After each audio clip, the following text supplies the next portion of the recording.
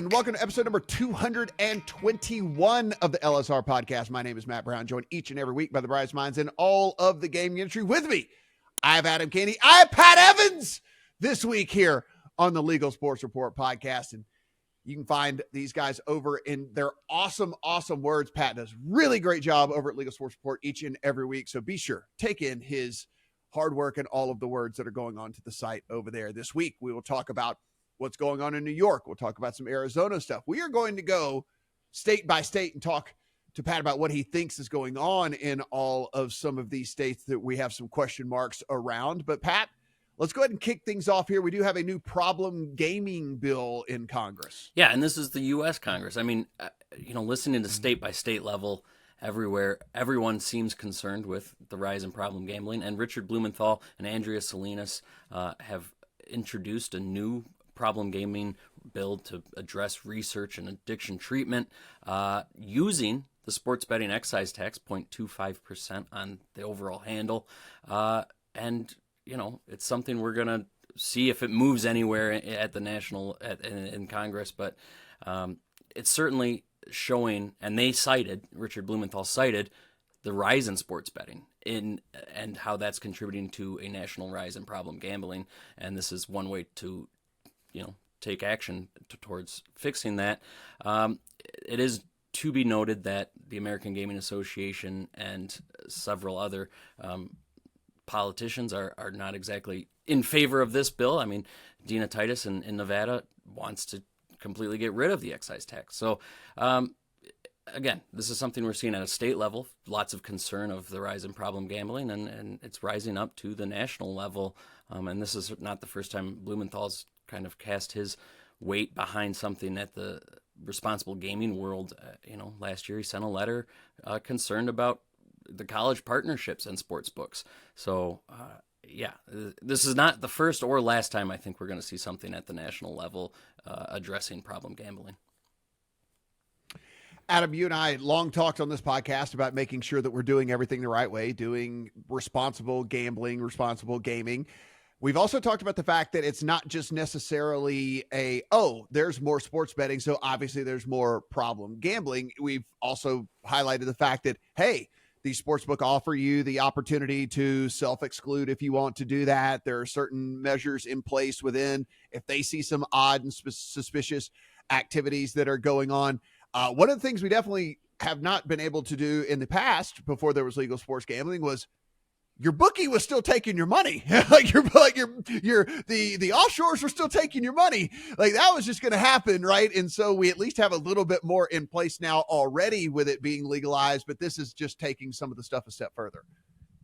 If you go back over the course of 220 previous episodes, you'll hear a lot of us saying that legalizing sports betting at the state level is not just, and frankly, in some cases, shouldn't be at all about trying to fill budget holes with the tax revenue that comes from sports betting, because it is volatile in terms of how much you will be able to gain off revenue each month based on the results that you get from how people bet. What we did say in all of those episodes as well is that part of the argument for regulation is the ability to better address problem gambling and to better have a light shined on those who need the treatment. Now, I get where both pieces of this are coming from on the congressional side, where Senator Blumenthal is putting forward legislation to use that excise tax money for what is ostensibly a very good cause. I also understand that Dina Titus has had a quest for quite a while to get rid of the excise tax, and I think I find myself landing a little bit more on the Blumenthal side for this reason. We've said forever, Matt, where does this tax go? What does this money do? It's a drop in the bucket when it comes to the federal budget, right? We're talking about an amount of money that means nothing in the grand scheme of what the United States has in its coffers.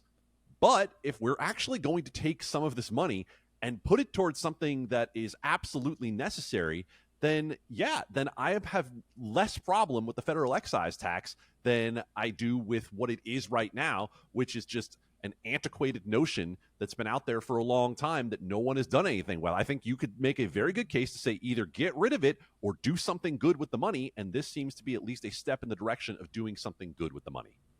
Yeah, Pat, that's kind of been the biggest thing about all this. And the reason Dina Titus has been on this crusade against was just the fact she's like, where's the money? Is there like a Scrooge McDuck vault somewhere where all this money is like just sitting and like there's someone swimming in it? And like where is this money? Where's it going? What's it being done? So like, she's kind of like, listen, if we have no plan for this, then it's just pointless for us to keep taking this money when there's absolutely no plan. So I'm with Adam. It's like, if there is a plan, cool, fine, keep it. If we are not going to come up with any sort of plan, yes, get rid of it, because it's ridiculous to have something where we're just, oh yeah, we're going to take this money. What are you doing with it? Whatever, we'll figure it out. Yeah, I mean, I think it's about $500 million since 2018, which, again, to Adam's point, is not a huge amount of money in the greater scheme of American budget.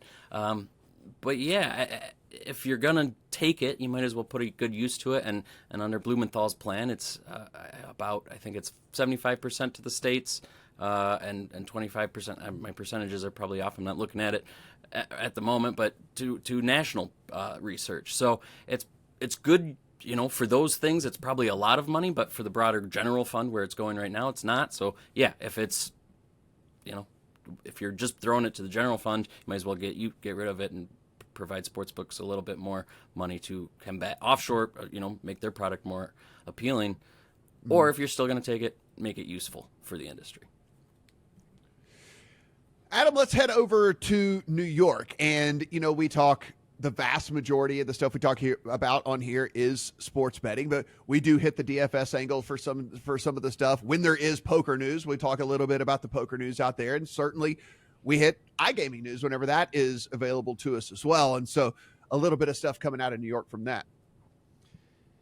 Yeah, and look, this is not the first time that we've talked about iGaming and New York. There was a bill that dropped last year from Senator Joe Adabo, and it really didn't go anywhere at all. And we're kind of in a similar spot this year where there's another attempt, but the governor did not include iGaming in her budget, and that is going to put a major crimp in trying to get anything done. So you've got a 30.5% tax rate on iGaming in this bill from Senator Joe Adabo, which might sound like a lot until you remember what New York's sports betting tax rate is at 51%. And I think the most important thing to keep in mind with this story is that iGaming legislation is not going to be the straight line that a lot of sports betting legislation has been. It is a much harder sell in terms of those who have responsible gambling concerns. It is a much harder sell for casinos who are counting on people coming through their doors to play and don't want to deal with the unknown boogeyman of whether online casino will take away from that. There's a lot of research that shows that it's additive. However, try taking the games that they're used to having everyone come into the casino to play and throwing them on a phone and telling them that they'll still be able to make money in terms of the entire ecosystem of what a casino is, and that is going to be a very hard sell. So I think with these iGaming bills, what you're going to see is that it's going to take multiple years, it's going to take multiple iterations, and there are not going to be as many states that ultimately pass iGaming bills. But for the long-term viability of the standalone sports betting operators in particular, like the DraftKings and FanDuel of the world, it is important that they expand the market when it comes to iGaming, because there are only a handful of states in the United States right now that allow for it, and those states have been robust. Yeah, Pat, in the grand scheme of things, right, the true upside play for all of these companies is iGaming, right? I mean, we know that sports betting, sure, it's nice, but it is still a small margin business in the grand scheme of things, and the iGaming has the infinite upside. And I'm sure if we were to talk to people who are investors in these companies and all these things that are talking about long-term future, what is the long-term aspect and what we might be looking at, it's always the iGaming factor that's kind of lingering out there, because should that even pop in a few more states even, right? I mean, even a few more states is a significant revenue uptick for these companies, and certainly New York, the size of New York would be huge. Yeah, New York would be huge. But to all of this, I mean, I was just down at the National Council of Legislators from Gaming States. It's a mouthful. Down in Florida, there's winter meeting.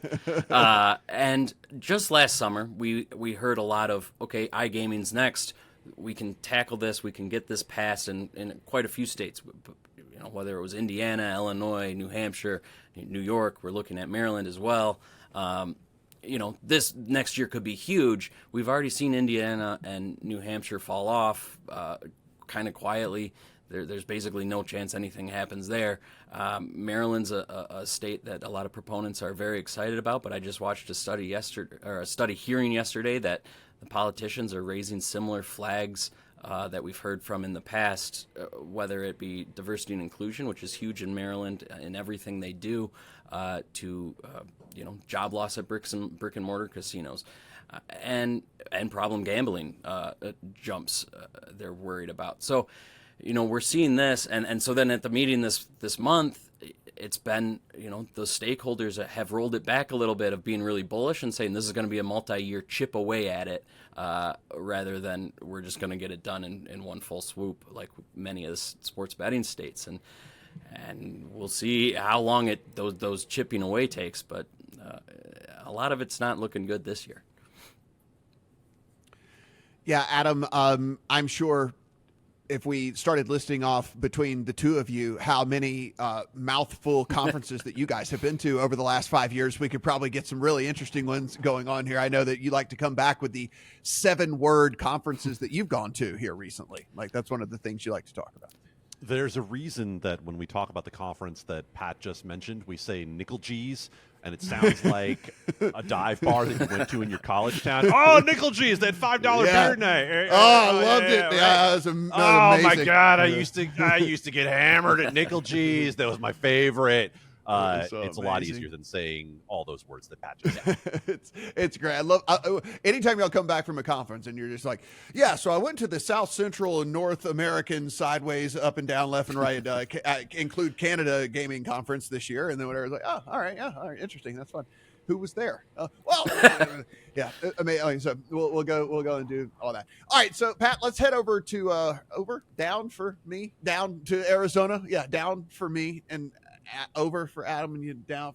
So whatever. We're heading over to Arizona. We know that Arizona, one of these states that has a lot of licenses up for grabs. There are a lot of were more competitors in the market than there are currently, and looks like we might be at least trying to see if anybody else wants to grab up some of those things. Yeah, for the second time since sports betting launched in September 2021.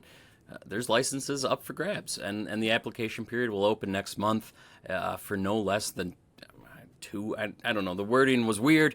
There's 1 tribal license open and at least 2 sports organization licenses open. Of course, there's 20 licenses available in Arizona, 10 for the tribes, 10 for professional sports organizations, and 2.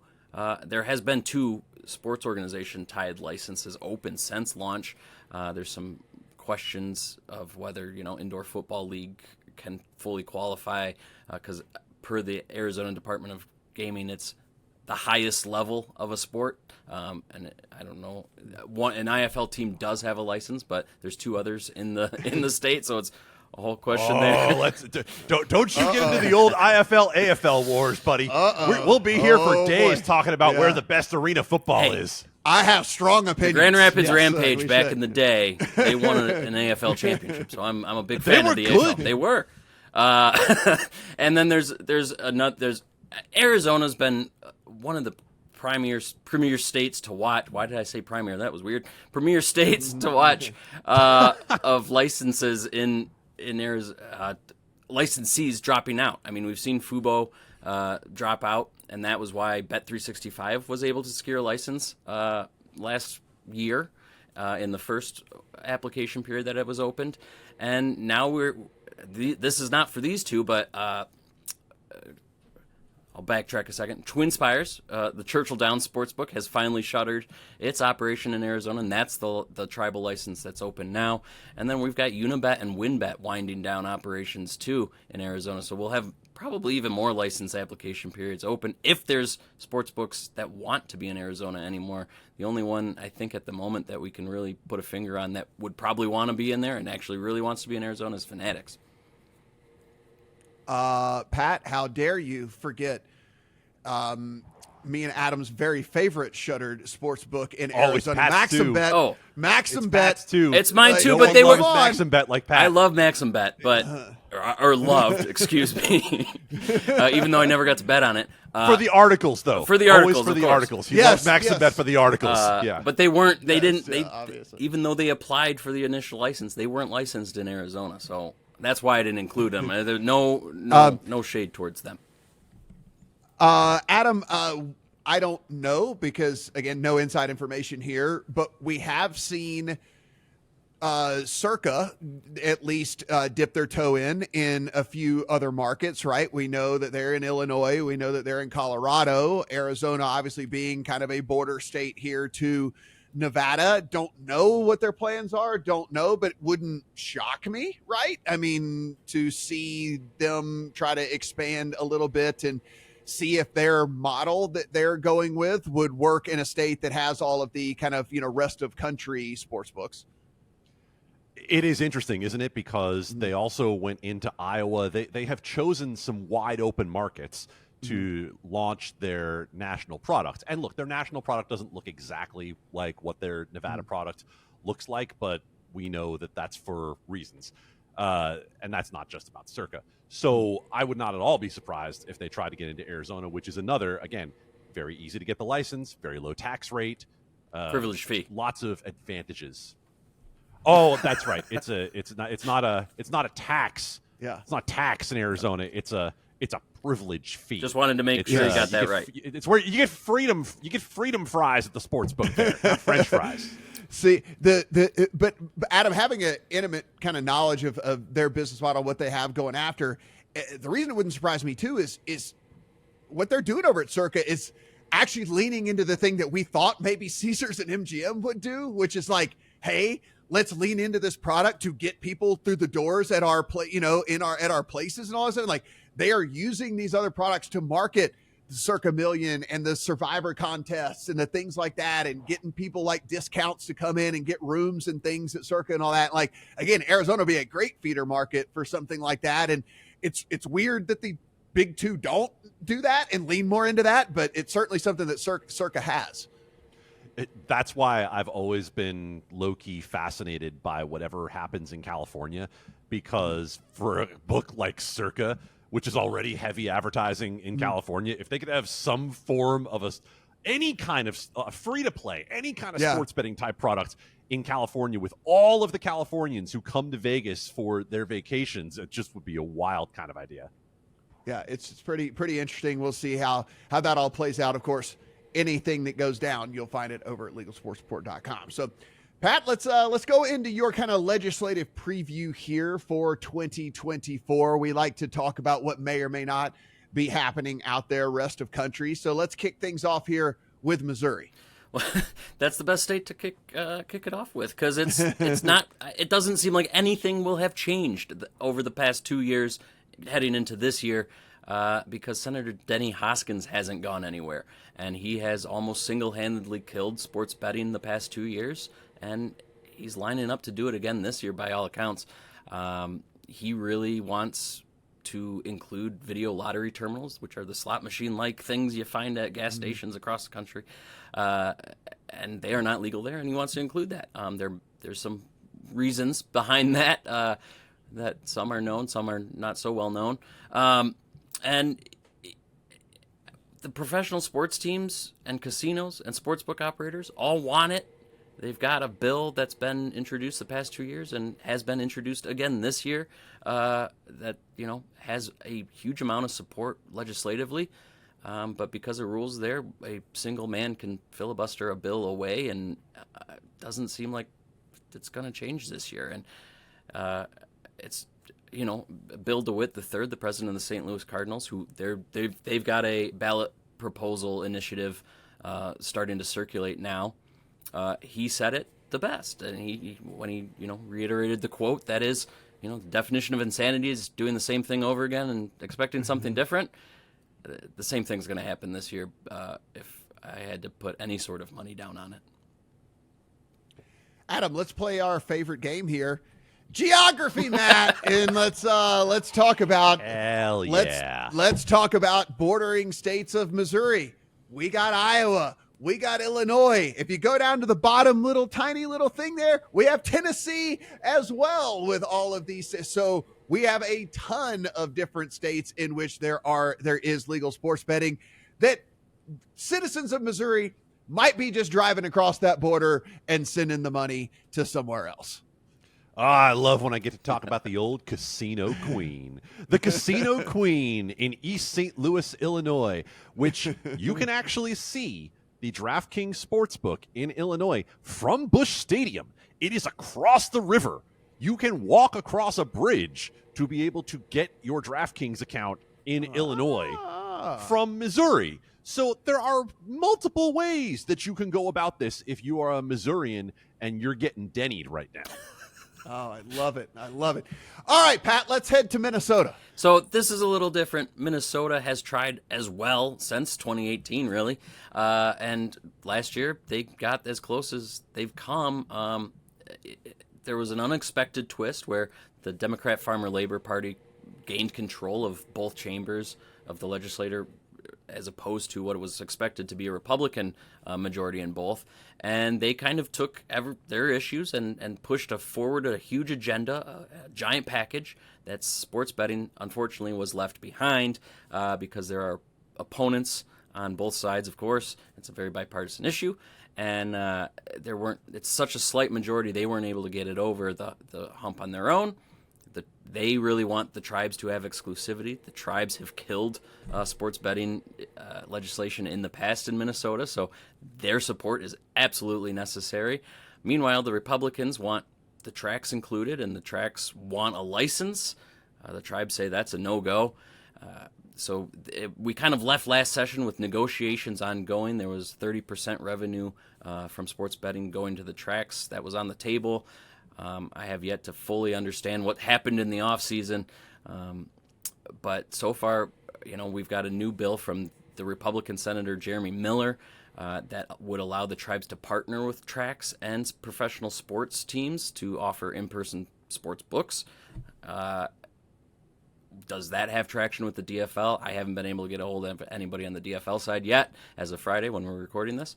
But the tracks themselves say, the Republicans and the DFL are still far apart in their situation. So while Minnesota might look like, and I feel like it still has the best chance of any state this year, there's still an uphill battle to go in Minnesota. Adam, we talk a lot about some of these states that may or may not pop, and we go like, man, this is a state full of professional sports teams, and this and like Minnesota, like low key, like big time sports state. Like Minnesota fan, they don't have a ton of, they don't have like multiple teams in each sport, and so like some of these states that we've talked about. But man, Vikings fans love their Vikings, and Twins fans love the Twins, and the Timberwolves obviously have been up and down over the last few years, but still some basketball fans. Like it's kind of a low key sports hub there in Minnesota. Oh, I got geography, Matt, but I can't get hockey, Matt, in the same podcast. We can't talk about Kirill Kaprizov. Matt. Or Marc-Andre Fleury. You're letting me down. Who is now second all time on whatever it is. There he is. Yes, there he is. Hockey Matt was hiding, but he came out to play. That's what I like to see. Yeah. Shout out to Minneapolis, by the way. Like low-key, one of my favorite work travel cities that I've been to over the years, especially come summertime. It's actually a good restaurant city, like good place to be.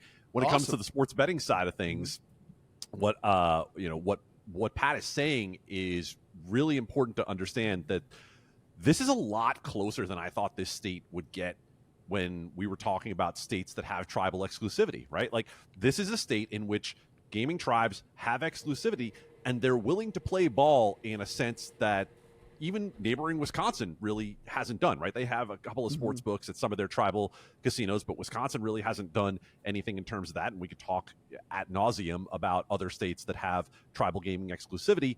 This is different when it comes to Minnesota. And I think really when it comes down to it, from what Pat said, this is going to be about the tracks. And this is going to be about the hold they have on certain legislators and whether or not that you can still get enough votes to pass something if those legislators who are partial to the tracks do not ultimately come around. Pat, let's just kind of hit the South here just in general. We know that Louisiana has your traditional sports betting that we know that we're getting in the majority of the states, but Mississippi yet to have mobile. We have Alabama, we have Georgia, we have South Carolina. You don't really see at this point now when we look across the United States where there's a big stretch of states that all don't have it, and what's going on, who's going to be the first one to make a move.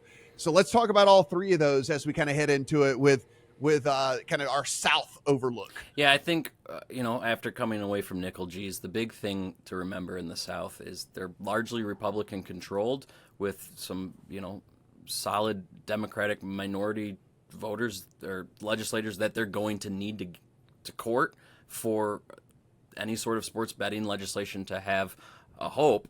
And again, that's because it's such a bipartisan issue with people on both sides who love it and people on both sides who hate it.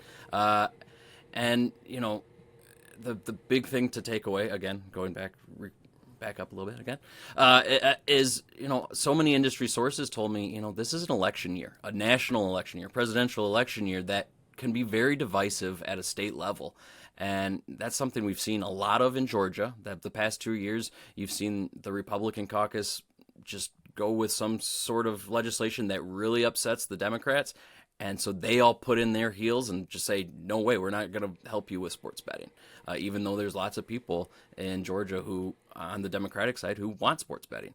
And, you're seeing that too in South Carolina. There's so much pushback from a certain segment of the right. And even though North Carolina is going live soon with online sports betting, and there's some hope that that's going to carry momentum over to South Carolina, I'm being told nothing's going to happen in South Carolina until Georgia passes. So, again, we'll see what happens there. Of note, in Georgia, there is a bill that is coming back from last session, so that there's some momentum starting to roll there again already this session.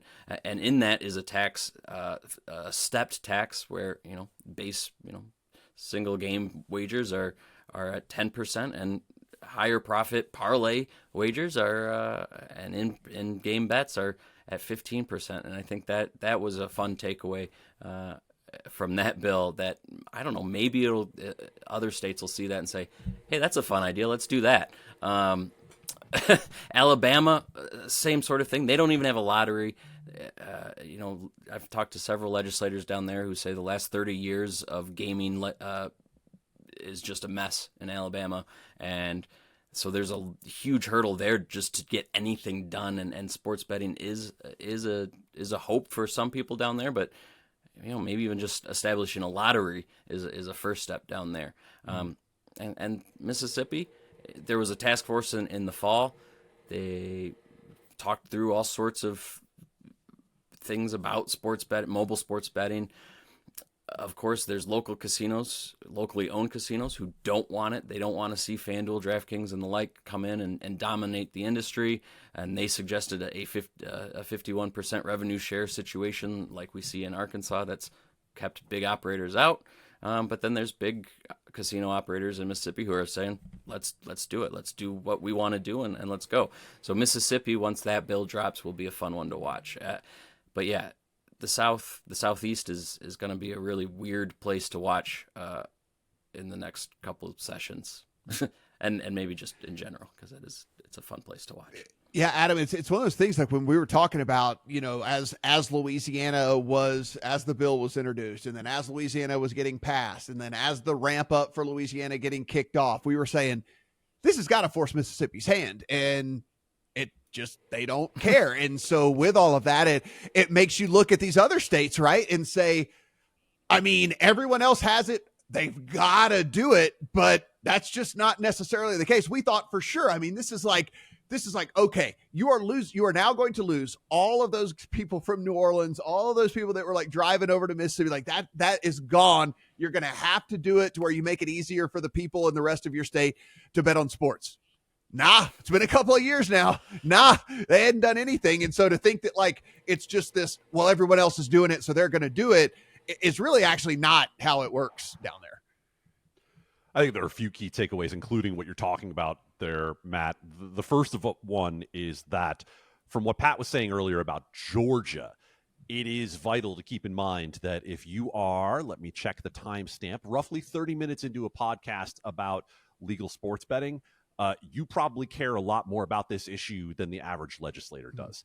And it is not a needle mover. It is not one that, unless you're Governor Andy Beshear in Kentucky, that you're really like putting out a bunch of press releases about if it passes, right? It's just not something that people get passionate about, and it can get swallowed up in any number of issues, especially, as Pat mentioned, in an election year. Now, Matt, to the point you're talking about of surrounding states when it comes to legal sports betting in the South, Pat laid out a very interesting case in which you have kind of a witch's brew where a lot of states that have taken the lead on passing legal sports betting actually have been Republican-controlled legislatures and Republican governors, but you have such a religious conservatism that takes prevalence in those legislatures down there that you mix that with what has been the traditional Democratic opposition to worrying about preying on people who are of lower socioeconomic status, that it becomes a different horse trade to try to get the votes done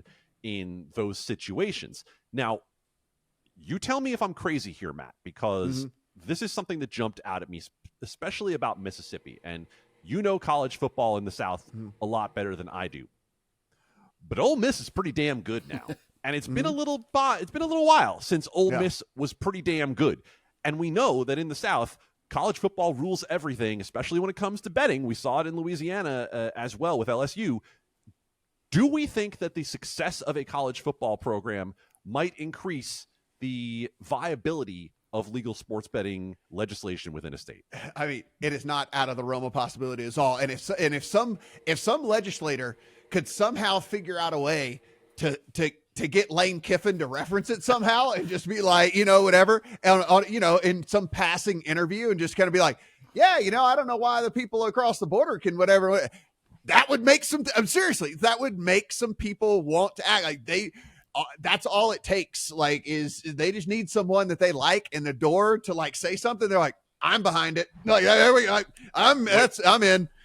I've got it. I think the big sports books need to hire Nick Saban as an official consultant who goes down to the legislatures and talks about the need for this in a regulated market.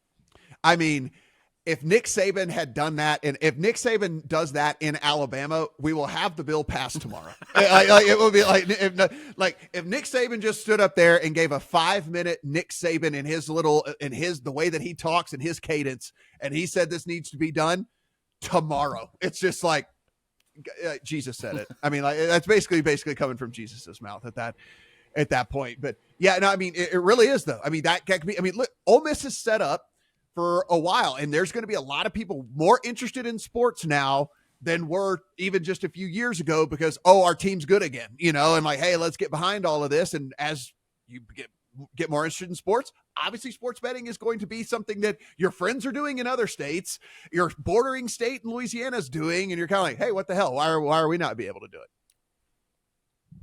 Yeah, I don't think there's any question, and I think Pat will continue to have some very, very interesting hearings that bring some very interesting quotes to us about sports betting over the course of 2024.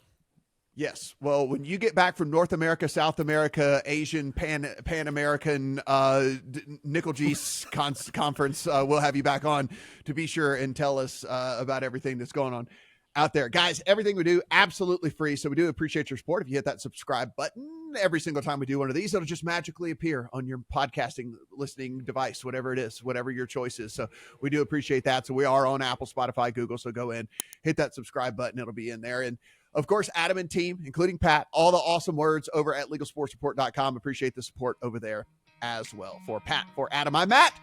Talk to you guys next week.